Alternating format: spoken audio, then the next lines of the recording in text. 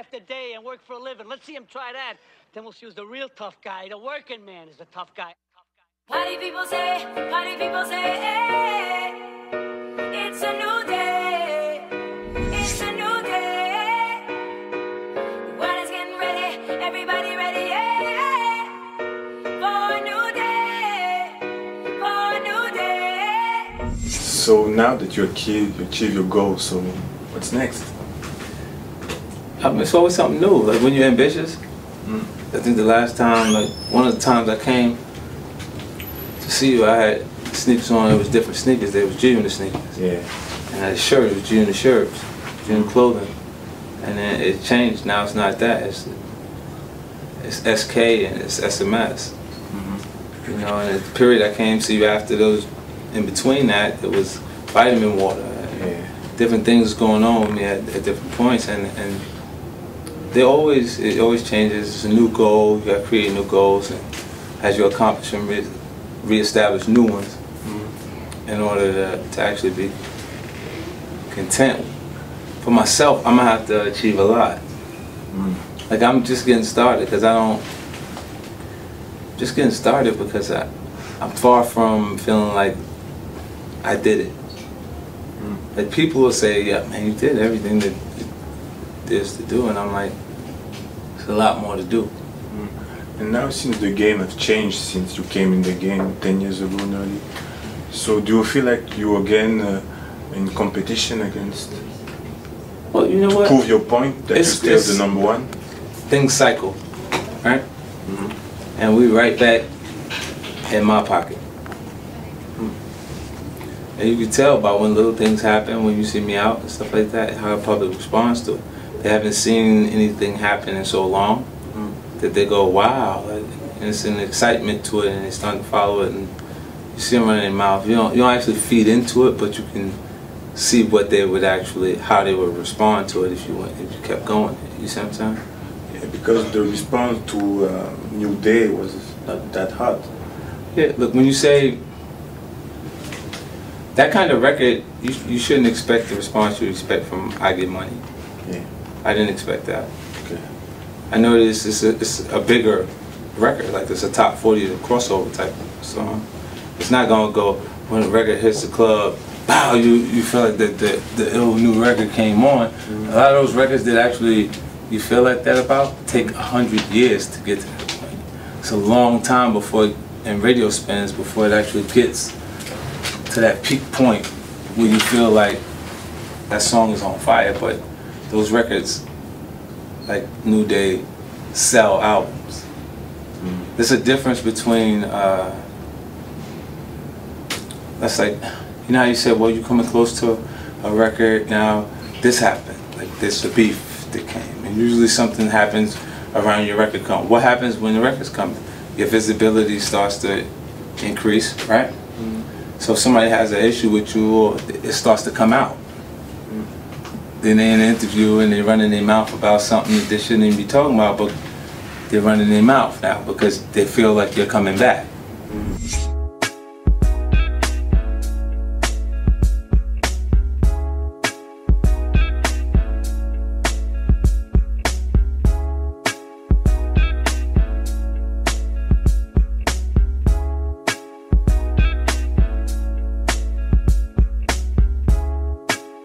In every case, look,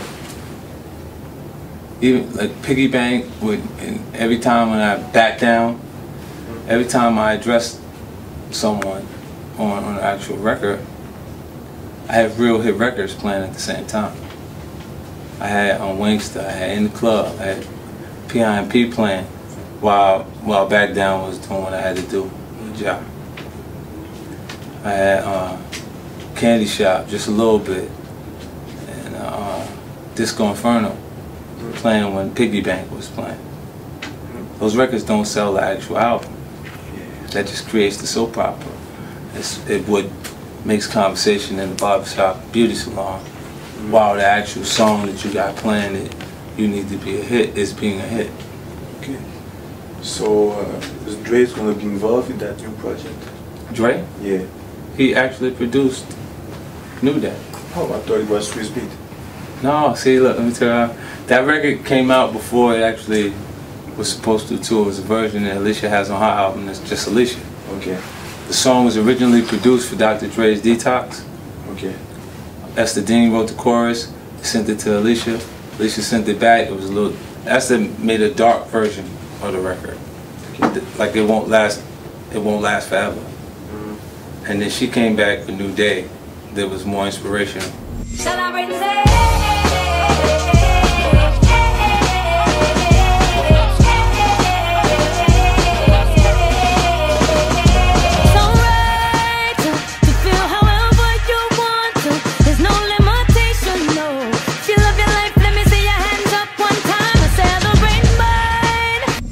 And then Dre couldn't actually see where that fit into the scheme of things that he was doing at that point for the Detox.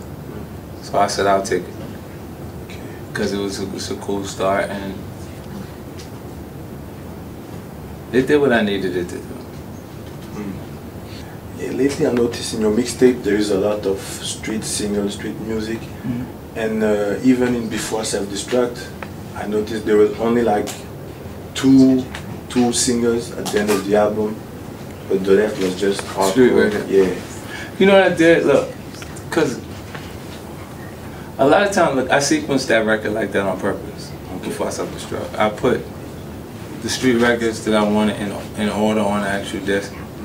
Put the commercial records at the tail end of the actual record, and left them there like that. And Get Rich or Die Trying, if you listen to it, the street records outweigh the commercial hits by far. There's 19 cuts on Get Rich or Die Trying. One more minute would reach the maximum playing time for a single disc, and then we would have had to put 2 discs in the actual case.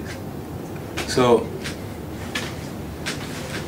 when you say that, like when you come to the record, is it too much street music on the actual record?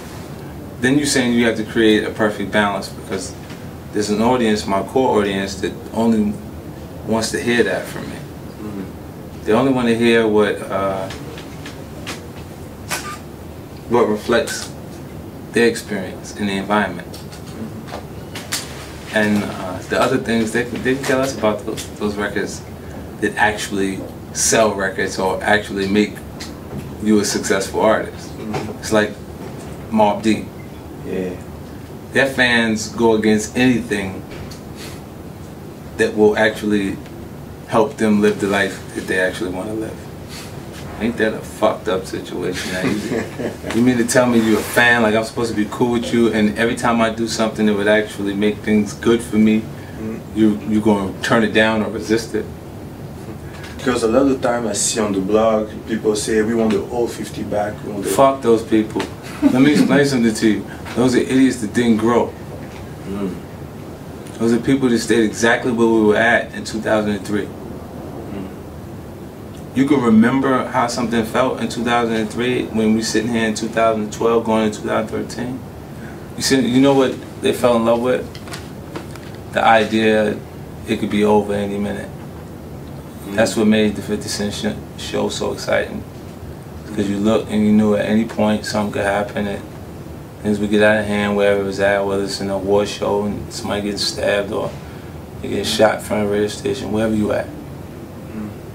So, in each one of those situations, they like the idea of you getting ready to destroy yourself, or being in a position where you can at any moment. It's entertainment. Since in the history of entertainment, they build entertainers to destroy them for the sake of entertainment.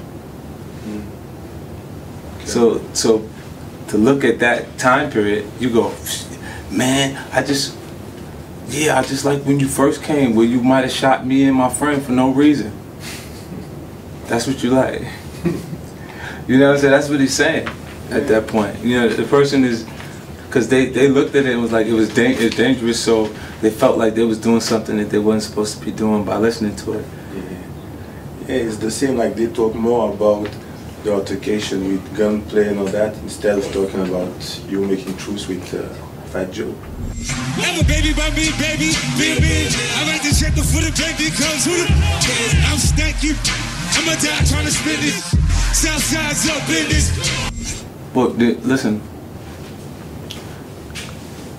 the Fat Joe situation is way more important. Exactly. Because like Chris would always try to talk to me like, oh man, why y'all sit down, try to let that go or whatever, and I was like, get out of here, man. Tell him get out of here all the time, you know that. We want to hear that, you know what I'm saying? And then when he passed, and Joe showed him a lot of respect, you know what I'm saying? Like, he didn't have to. I worked the closest with him, you see what I'm saying? So he did that. It changed my perspective on it. And then you gotta look back and say what exactly is the reason for, like, what caused it. And Joe's, he got a lot of pride. He got more pride than usual. Hip-hop artists. It's just the way he was raised. And he was being loyal because someone had did something for him, and he was being loyal to that. And that's what created that energy between me and him.